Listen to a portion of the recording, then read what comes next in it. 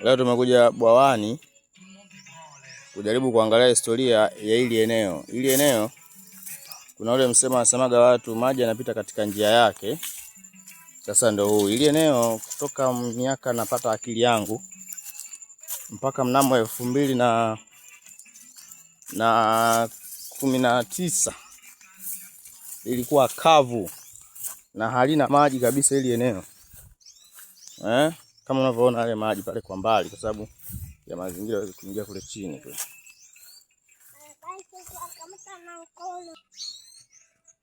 Kwa hiyo eneo lilikuwa halina maji, lilikuwa kavu kabisa. Sasa hivi ni bwawa. Kiasi kwamba kuna maji na samaki wapo. Pale panapoona pasafi pale watu wanaingia kuvua pale. Kwa hiyo eneo hili bonde hili lilikuwa halina maji hili. Kwa hiyo tunataka kuonesha hii sehemu inaitwa maarufu hapa kwa kina Nyangwe.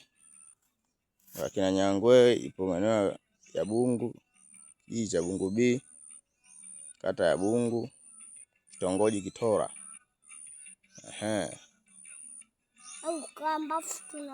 Unaona ile jumba la hapo juu, haya sio majani. Yaani ukafikiria majani yani kama kaeka mtu. Huyu ni mdudu mmoja au ndege. Aina ya ndege anachogo sana hivi wanamuita mzingwi. Ndio kayajaza yeye kwa juhudi zake hapo juu. Na hiyo ni nyumba yake. Huo mzingwi. Kwa hiyo unavyoliona hilo hapo juu. Hili ni ile pale juu kwa juu pale kuna mdomo anaingilia mule ndani anaenda kuishi. Kwa hiyo hajaikuwa na mtu, ni ndege. Anaitwa mzingwi. Ndio kajenga hili jumba. Kwa hiyo msisahau kusubscribe, kulike na kucomment katika akaunti yetu au akaunti yangu ya ubunifu wa mtaa @upaliapakaya. Kama mnanisupport maisha yataenda vizuri. Siache kufuatilia video zangu. Utajifunza vingi. Yaani kama tunavyosema kwamba ule msemo mkikuta maji yamepita hata kwenye mafuriko, yamepita kwenye njia ya asili, ndo haya hapa. Zamani palikuwa pakavu, ilikuwa njia katikati hapa miaka 7 nyuma ilikuwa njia hapa. Hizi kulionyesha mvua nyingi fulani zile utawala Magufuli 2019 ndo zilizoanza kujaza maji mpaka limekuwa bwawa hili. Kuota makangaja kama haya madudu mnayoona yanaitwa makangaja. Na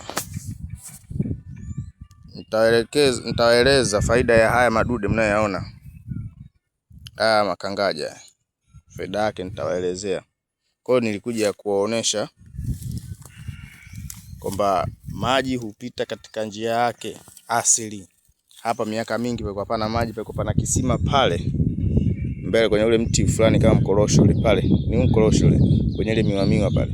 Palikuwa na kisima kikubwa sana, yani maji yote yalikuwa yanalindia. Yani analala visimani ukame, lakini miaka hii maji haya. Kichimba kisima pembeni, unaweza kumwagilizia. Ni eneo ambalo kama unavyoona kule juu kusafi, mtu kiamua analima kilimo cha umwagiliaji, sio maji ya kutosha yapo. Wewe hapa ukiwekeza shamba hata kama eka 100 uwezo kuyamaliza haya maji kwa mwaka mmoja tu. Sababu ya maji yanatembea haya. Yanatoka huko, yanakuja hapa, yanakaa na yanasogea mbele. Nikinyesha mvua kidogo yanaongezeka zaidi ya hapa. Kinyesha mvua humu unavyoishia yanafikaga mpaka humu. Kwa hiyo nakuja kuonesha maji yamepita katika njia yake. Ni asili, kwa hiyo hadi kule. Kwa hiyo